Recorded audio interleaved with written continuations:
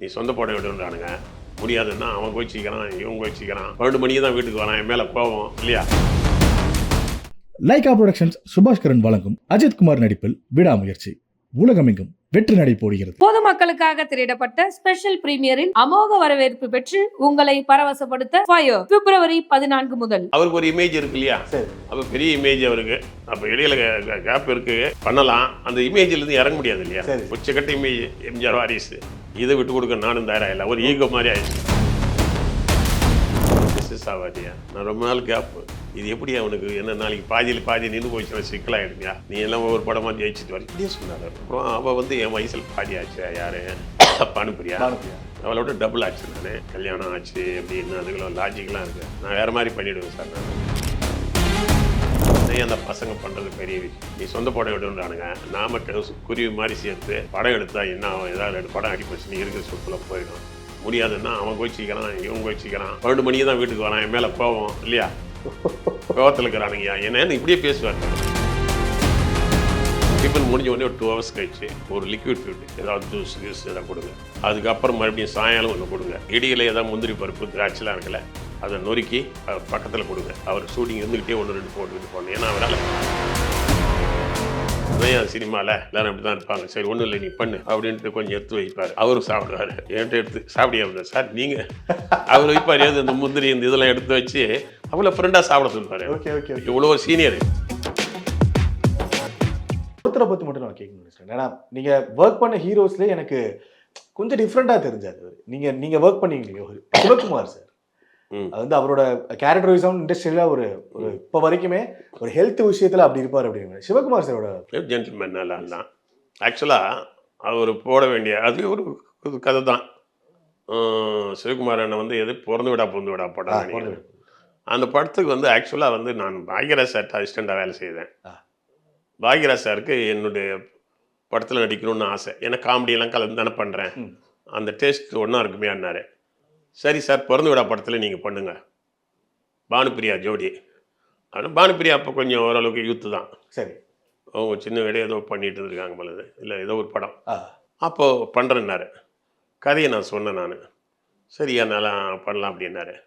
அதில் என்னன்னாக்கா பிறந்து விடா புகுந்து விடாவில் வந்து பானுப்பிரியா கேரக்டர் கொஞ்சம் கிளைமேக்ஸில் டாமினேட் பண்ணும். ஆமாம், இவர் சிவகுமார் கேரக்டரை இப்போ இருக்கிற சிவகுமார் கேரக்டர்.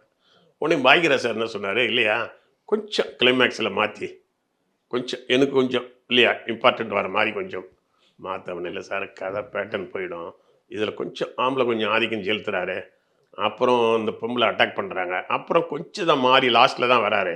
அப்படி தான் பண்ண முடியும். இல்லைன்னா ஹீரோ கதை தான் ஆகிடும். இது ஹீரோயின் கதை. பிறந்து விடா புகுந்து விடான்னு சொல்கிறது அது ஆக்சுவலாக எங்கள் அம்மா அவருடைய ஆதிக்கம் எங்கள் அப்பா இல்லையா அது ஓவர்லுக் பண்ணி எப்படி பையனை ஜெயிக்க வச்சாங்கன்றது தான் என்னுடைய பர்சனல் கதை இது இல்லையா. அதில் ரொம்ப மாற்றினா அடிப்படும் சார். அப்படியா நான் எனக்கும் ஒரு திடீர்னு ஏதோ இல்லைன்னு மாதிரி அப்படிலாம் வராது சார், கதை நிற்கும் சார் அப்படின்னு கொஞ்சம் யோசனை பண்ணலான்ட்டாரு. என்னடா அப்படி சொல்லிட்டாரு, நம்ம குருநாதரை வச்சு படம் பண்ணலான்னு நினச்சோம். அவருக்கு ஒரு இமேஜ் இருக்கு இல்லையா, அப்போ பெரிய இமேஜ் அவருக்கு. அப்போ இடையில கேப் இருக்குது, பண்ணலாம். அந்த இமேஜ்லேருந்து இறங்க முடியாது இல்லையா? சரி சரி சரி. உச்சக்கட்ட இமேஜ் எம்ஜிஆர் வாரிசு. எனக்கு வந்து ஒரு இமேஜ் ஒரு நல்ல கதை சொல்லுவார், யதார்த்தமான ஒரு இமேஜ் இருக்குது. இதை விட்டு கொடுக்க நானும் தயாரா இல்லை. ஒரு ஈகோ மாதிரி ஆயிடுச்சு. ஓகே ஓகே சரி என்ன பண்ணலாம் சார், அடுத்தது நான் படம் பண்ணும்போது பண்ணலாம் அப்படின்ட்டு நேராக போய் யாரை போடலான்னா அதுக்கு ஆளையே பிடிக்க முடியல. சரி என்ன பண்ண, திடீர்னு சிவகுமார் என்னால அவர் பார்த்தேன். அவர் 10 வருஷமாக படம் பண்ணாமல் வீட்டில் இருக்கார். அப்படியா? Okay okay okay. அப்போ போய் பார்த்தோன்னே அவர் ஏதோ ஃபங்க்ஷனுக்கு கூப்பிட்றாங்கன்னு நினச்சி பார்த்தார். என்னப்பா ஏதோ ஃபங்க்ஷனா அப்படின்னார். இல்லை சார் நடிக்க. ஓ அப்படியா, நல்ல கேரக்டர், ஏதாவது பெரிய வயசான கேரக்டர் நினச்சிப்பார். அப்போ அந்த நேரத்தில் அப்பா அண்ணன் அந்த மாதிரி தான் போடுவார். நீ தான் ஹீரோ சார், பானுப்பிரியாவுக்கு ஜோடி. அவரையோ இதே சொல்கிறேன், நான் என் வயசுனா தெரியுமாயா இல்லை அப்படின்றார் அவர். அது இல்லை சார் இந்த மாதிரி இருக்குது அப்படின்னு. நான் என்ன போட்டால் படம் பிஸ்னஸ் ஆகாதியா, நான் ரொம்ப நாள் கேப்பு, ஓப்பனாக சொல்கிறேன் ஏஜ். இது எப்படி அவனுக்கு என்ன நாளைக்கு பாதி நின்று போச்சுன்னா சிக்கலாகிடுமியா, நீ எல்லாம் ஒவ்வொரு படமாக ஜெயிச்சுட்டு வர இப்படியே சொன்னார் அவர். ஓகே இல்லைண்ணே எனக்கு ஒரு ரெகுலராக டிஸ்ட்ரிபியூட்டர் இருக்காங்க, படம் அங்கே ஜெயிச்சிடும். அப்புறம் அவள் வந்து என் வயசில் பாதி ஆச்சு. யார்? பானுப்பிரியா பானுப்பிரியா. அவளோட டபுள் ஆச்சு நான். இது எப்படி 2 பேருக்குள்ள ஒரு கல்யாணம் ஆச்சு அப்படின்னு அதுக்கெல்லாம் லாஜிக்கெலாம் இருக்காது. நான் வேறு மாதிரி பண்ணிவிடுவேன் சார் நான் இல்லையா? நீங்கள் கவலைப்படாதீங்க சார். குடும்ப நன்மைக்காக அவர் ரொம்ப நாள் கல்யாணம் பண்ணிக்காமல் இருந்தார். அப்புறம் வற்புறுத்தி கல்யாணம் பண்ணி வச்சாங்க ஓகே ஓகே. அப்படின்னு சொல்லி நான் கதையை கொஞ்சம் மாற்றிடுவேன் அப்படின்னு சொல்லி ரெடி வச்சா அவர் நீ சம்பளம் நீ இன்னும் பார்த்து போடியா எனக்கு வீட்டில் உட்காந்துங்கிற என்ன ஏன் சம்பளம் அப்படின்றாரு. அதனால மனுஷன் அப்போ சூர்யா சாரும் நடிக்க வேண்டாருன்னு நினைக்கிறேன். ஆமாம் பசங்களாம் ஏதோ வந்துட்டாங்க நிறைய. ஆமாம். இல்லை பசங்க ட்ரை பண்ணிட்டு இருக்காங்க, ட்ரை பண்ணுறது, வேலை செய்துட்டு இருக்காங்க. Okay okay okay. அவர் எங்கிட்ட அடிக்கடி சொல்லுவார் ஷூட்டிங்கில், நீ அந்த பசங்க பண்ணுறது பெரிய விஷயம், எல்லாம் நீ சொந்த படம் எடுன்றானுங்க, நாம குருவி மாதிரி சேர்த்து படம் எடுத்தா என்ன ஆகும், ஏதாவது 2 படம் அடிப்படிச்சு நீ இருக்கிற சொத்தெல்லாம் போயிடும், முடியாதுன்னா அவன் கோச்சிக்கிறான் இவன் கோச்சிக்கிறான், எல்லாம் இருட்டில் 12 மணிக்கு தான் வீட்டுக்கு வரான், என் மேலே கோபம் இல்லையா, கோபத்தில் இருக்கிறானுங்கய்யா என்னன்னு இப்படியே பேசுவார் அவர். அப்போலாம் ஹீரோ ஆகலை, சூர்யாவும் அவங்களுக்கு ஆகலை ஆக்சுவலாக. அப்போ வந்து அவருக்கு பசங்களுக்கு நல்ல படம் கொடுத்தா நல்லதுன்னு நினைக்கிற அளவில் தான் இருந்தார் அவர். சூர்யா சாரும் கார்த்தி சார். ஆமாம்மா, கார்த்தியெல்லாம் அந்த நினைப்பிலே இல்லை, சூர்யா தான் அந்த நேரம் வந்து பாரதி மணிரத்ன சாரை யார்கிட்டயோ ஃபாலோ பண்ணிட்டு போயிட்டு இருக்காரு. அது புலம்பிட்டு இருந்தார் என்கிட்ட. அவர் வந்து நீ கொடுங்க சார் ஜெயிச்சிடலாம், நீ ஒன்றும் கவலைப்படாதீங்க சார், இந்த படம் 100 நாள் ஆகிறேன் சார் அப்படின்னு உங்கள் ரசிகர் சார், உங்கள் படம்லாம் நான் எவ்வளோ பார்த்துருக்கேன், திருவிளையாடல் அது இது ஏகப்பட்ட படம் வந்து அதெல்லாம் சொல்லியிருக்கேன், கண்ணன் கருணை இதெல்லாம் பார்த்துருக்கேன் சார். சரியா அப்படின்னா பணத்தை எடுக்கணுமையா, எடுத்து நீ இருந்தால் 4 பேருக்கு வருவீங்க அப்படியே சொன்னார். வாங்கன்ட்டேன். அப்புறம் திடீர்னு பாக்கியராஜ் சார் கூப்பிட்டாரு, யாரை போட்டிருக்காருனாரு, சிவகுமார். ஐயோ இணையா சிவகுமார், நான்லாம் வந்து அவர் எவ்வளோ வயசானவர், நான் ரொம்ப ஜூனியரியா, நான் அவர் படங்கள்லாம் பார்த்துட்டு வந்திருக்கேன், நீ அவர் போய் போட்டால் எப்படியாருனாரு. இல்லை சார் அதை கதையை மாற்றிருக்கேன் கொஞ்சம் நல்லா வரும், பார்த்தியா ரிஸ்கில் போய் மாட்டிக்காதுன்னாரு.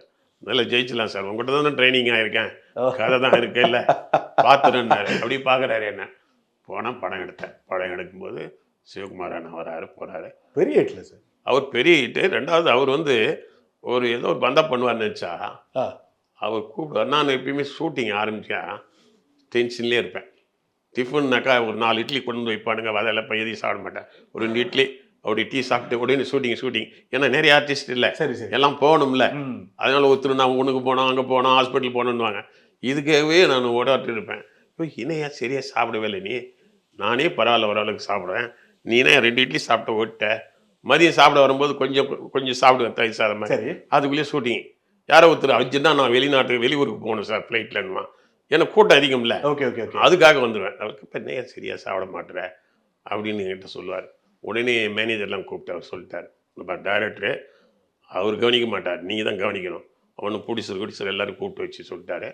அவருக்கு வந்து ஒர்க்லேயே இருக்கார். டிஃபன் என்ன சாப்பிட்றாரு சாப்பிட்டான். டிஃபன் முடிஞ்ச உடனே ஒரு 2 ஹவர்ஸ் கழிச்சு ஒரு லிக்விட் ஃபுட் ஏதாவது ஜூஸ் எதாவது கொடுங்க. அதுக்கப்புறம் மறுபடியும் சாயங்காலம் ஒன்று கொடுங்க. இடியில் ஏதாவது முந்திரி பருப்பு திராட்சைலாம் இருக்குல்ல, அதை நொறுக்கி அவர் பக்கத்தில் கொடுங்க. அவர் ஷூட்டிங் இருந்துக்கிட்டே 1-2 போட்டுக்கிட்டு போகணும், ஏன்னா அவரால் அந்த டைம் இல்லை. இப்படியே பிறந்தாருன்னா அப்புறம் ஒரு கட்டத்தில் சுகர் ஏறி போயிடும், ஒரு பிபி ஏறிடும், எல்லாம் ஏறிடும், அப்புறம் படம் பண்ணாது போயிடுவாயா உங்களுக்கு அப்படின்னு பயமுறுத்தி விட்டார். எல்லாரும் போயிடுவார். சில நேரம் அவருடைய நேமும் பெருந்தன்மைக்கு வருவது சொல்கிறேன். ஷூட்டிங் நிறைய கூட்டம் வந்துடும், ஒரே டென்ஷன் என்னென்னா அவங்க யாரும் சீக்கிரம் போகிறோன்றாங்க, நம்ம வேலை முடிக்கணும் அப்படின்னு. அப்படி தான் என் சினிமாவில் எல்லோரும் அப்படி தான் இருப்பாங்க. சரி ஒன்றும் இல்லை நீ பண்ணு அப்படின்ட்டு கொஞ்சம் எடுத்து வைப்பார். அவரும் சாப்பிடுவார். என்கிட்ட எடுத்து சாப்பிடியா அப்படின்னா சார் நீங்கள் அவர் வைப்பார், ஏது இந்த முந்திரி இந்த இதெல்லாம் எடுத்து வச்சு அவ்வளோ ஃப்ரெண்டாக சாப்பிட சொல்லுவார். ஓகே ஓகே, இவ்வளோ சீனியரு எனக்கு, நீ வந்து உன்னுடைய அந்த ஹார்ட் ஒர்க் இருக்குல்ல அதுக்கு நான் அடிமையா கேட்கும்போது, அதாவது இவ்வளோ ஹார்ட் ஒர்க்லாம் பண்ணி தான் நிற்கணும். என்ன சார் நான் லேட்டாக வந்தேன் சினிமாவில், ஒரு படம் ஜெயிச்சுட்டா அப்புறம் வெற்றி டைரக்டர்ன்ட்டானுங்க, இது வெற்றி டைரக்டர்னு சொல்லிட்டாவே அதுக்காக ஓடணும்ல, இதுக்காக தான் இப்போ சார் பண்ணிட்டு இருக்கேன். புரியுது சார் அப்படின்ட்டு சொன்னேன். அவர் வந்து படம் முடியிற வரைக்கும் அப்படி தான். லாஸ்ட்டு முடியும் போது சம்பளம் எல்லோரும் கொடுத்துட்டியா, ஏதாவது பற்றாக்குறை இருக்கான்னுலாம் கேட்டார். அப்படி எதாவது இருந்தால் கொடுத்துரு, அப்புறம் பார்த்துக்கலாம், உனக்கு பிஸ்னஸ் ஆயிடுச்சான்னு கேட்டு தான் மீதி எதையோ வாங்கினார். அவர் எனக்கு ஒரு ரூபா 1 ரூபா கொடுத்தா போதுன்னாரு. நான் தான் வந்து 3 ரூபாயாக கொடுத்தேன் நான். அவர் அவ்வளோ பெருந்தன்மையானவர் அவர். Super sir. Lyca productions Subaskaran வழங்கும் அஜித் குமார் நடிப்பில் விடாமுயற்சி உலகமெங்கும் வெற்றி நடை போடுகிறது. பொதுமக்களுக்காக திரையிடப்பட்ட ஸ்பெஷல் பிரீமியரின் அமோக வரவேற்பு பெற்று உங்களை பரவசப்படுத்த ஃபயர் பிப்ரவரி 14 முதல்